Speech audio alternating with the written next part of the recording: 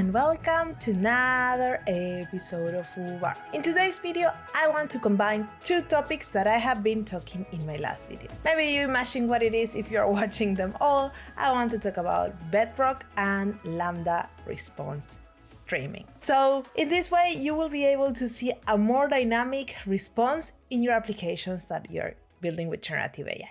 So let's get started. If you haven't watched any of my previous videos, that's okay. I will make a short recap, and if you are more interested in learning more things, just go and watch those videos. Let's start by Amazon Bedrock. Amazon Bedrock, we launched it some time ago, is our generative AI serverless solution. Meaning that you can add generative AI into your applications in a serverless way, meaning that you don't need to deploy these models and manage them. Just use an API, pick the model you want, and boom, you have generative AI in your applications. It's super powerful. It comes with many foundational models for you to choose, so you just pick one, have the right API, and boom, you're ready. The second concept is Lambda Response Streaming. This is a new feature from this year from Lambda that allows you to, instead of waiting for the full function to finish to get the response in a synchronous function, you will get the response as soon as it's ready. So it will start buffering and you are going to get the response. So this will reduce the latency that your client applications are having against the Lambda function and make your applications more dynamic. So now you might be wondering how we combine these two things together. Let me show you in the console what I mean. Maybe you already know, but many of the models in Bedrock support streaming. So what this means? So here we are in Bedrock. I'm in Anthropic. I'm very bad at reading these things. Cloud 1. And you can see here that it says streaming. So I will remove this. And it says, explain to a preschooler what is cloud computer. So let's run it. And you can see that you're waiting here. You're waiting. Still waiting. Where's my answer? Come on. Oops, here it is, all in one go. Let's see what happens if we enable streaming. So let's remove this and let's add the streaming capability. So let's run it. And now you start seeing the response coming. So you really don't realize how long the response takes to come because you're already reading the beginning, you're entertained, then your perception of this latency is not that bad. At the end of the day, I'm pretty sure it took the same time to respond to the first one and the second one, but it felt better. So we want to implement this in our serverless applications using Lambda, and for that we need to use the Lambda Response Streaming. So let's go to the code and see it in action. So I already have this project. If you have been watching my videos, these are my projects on Python and JavaScript using Bedrock with Lambda. This one is with JavaScript with Node again. First, because Lambda Response Streaming is only available natively for Node.js applications. And second, because now Bedrock is available everywhere. So I will stay with Node.js. That is my favorite language. So here I have my function. It's a very similar function to the previous ones. We have a handler, we have a runtime, we have a timeout, memory size, we have permissions to access Bedrock in all the resources, in all the actions. And then we have a Lambda function URL with the response streaming enabled. This is very important. If not, this will not work. This Lambda function URL is basically an endpoint for our function. So this is the infrastructure. Let's check now the code. The code is a little bit more complex, but it's not that bad.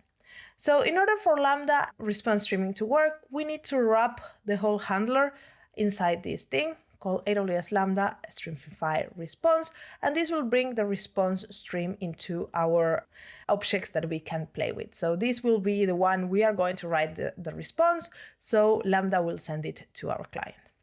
Here we are building our prompt, explain to a preschooler what is cloud computing, the same that we had in Bedrock.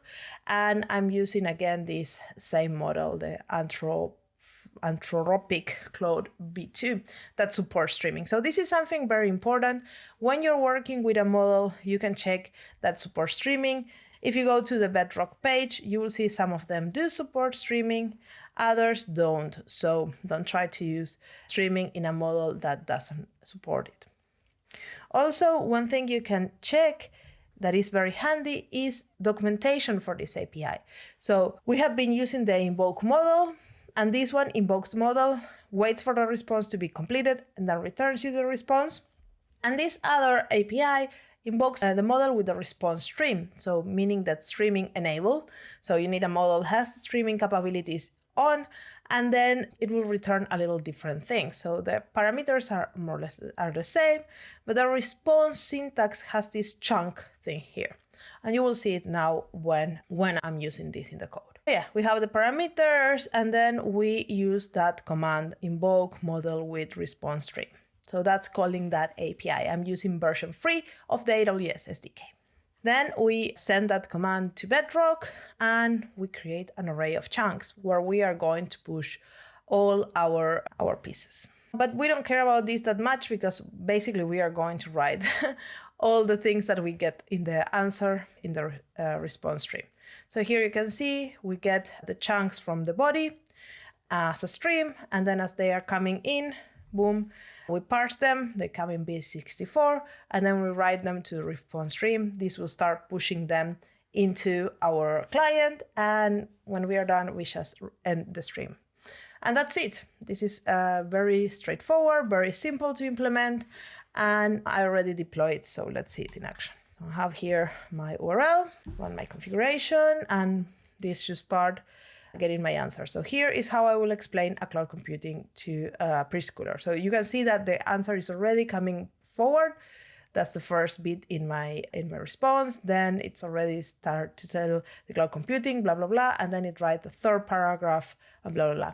And here, if you have a longer response, it will feel better. Here is a short one, but you can see how different it is than running a normal response when you have to wait for this whole thing to get created, and then you get all the response in one go. As always, the code is in GitHub, so you can go check it out and play with it. So that was the video for me today, a short video putting concepts together that I wanted to show for a long time. I was telling you in the video about response streaming that I have been using them a lot, and here is the reason why. I've been doing a lot of things with Bedrock, and response streaming is a great way to get the answer very snappy. So I leave you here a playlist with more videos about generative AI that are in my channel, and more are coming, believe me, because I'm doing a lot of things with this. And then also a video here with the Lambda Response Streaming if you want to go more in depth on this feature. I'll see you around. If you like this video, don't forget to give a thumbs up and subscribe if you're not, and I see you in another episode of FooBar. Ciao, ciao!